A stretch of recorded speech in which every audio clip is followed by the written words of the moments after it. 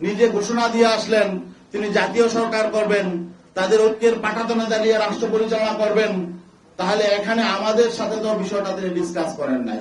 জামাতে ইসলামের সম্মানিত আমির ডাক্তার শফিকুর রহমান তিনি বিএনপি প্রধান জনাব তারেক রহমানের সাথে সাক্ষাৎ শেষে তিনি স্পষ্ট করে বলেছেন যে তারা জাতীয় সরকার নির্বাচন পরবর্তী জাতীয় সরকার বিএনপির সঙ্গে জাতীয় সরকার গঠন করবেন এবং বেগম খালেদা জিয়া যে ঐক্যের পাঠাতন তৈরি করে গেছেন সেই ঐক্যের পাঠাতনে দাঁড়িয়ে আগামী দিনে রাষ্ট্র পরিচালনা করবেন।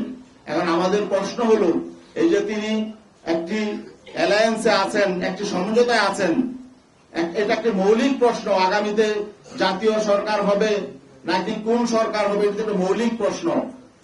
যেহেতু আমরা যে প্রতিদ্বন্দ্বী, একটি প্রতিদ্বন্দ্বী শক্তির সাথে গিয়ে উনি নিজে ঘোষণা দিয়ে আসলেন তিনি জাতীয় সরকার করবেন, তাদের ঐক্যের পাটাতনে দাঁড়িয়ে রাষ্ট্র পরিচালনা করবেন, তাহলে এখানে আমাদের সাথে তো বিষয়টা তিনি ডিসকাস করেন নাই।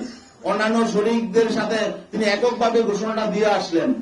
এখন আমাদের শঙ্কা হলো যে এখানে নির্বাচনের আগে যেহেতু একটা সমঝোতা সমন্বয় প্রতিদ্বন্দ্বী দলের সাথে হয়ে যাচ্ছে, তাহলে নির্বাচনটা আসলে পাতানো নির্বাচন হবে কিনা, এটা কি ইলেকশন হবে নাকি সিলেকশন হবে, এই শঙ্কাটাও আমাদের সামনে চলে এসেছে। তো এই শঙ্কা নিয়ে আমরা তো আসলে সহযোগী হতে চাই না কারো। আমরা চাই একটি প্রতিদ্বন্দ্বিতাপূর্ণ নির্বাচন। বাংলাদেশের স্বাধীনতা পরবর্তী যে নির্বাচনী যে কলঙ্ক হয়েছে সেই কলঙ্ক থেকে আমরা বেরিয়ে আসতে চাই। আর আমরা এমন সমঝোতার নির্বাচন, নিজেদের মধ্যে ভাগাভাগির নির্বাচন এবং সিলেকশনের নির্বাচন এটা আমরা চাই নাই, মানুষ এটা চায় না, কিন্তু আমরা সেই আশঙ্কা করছি।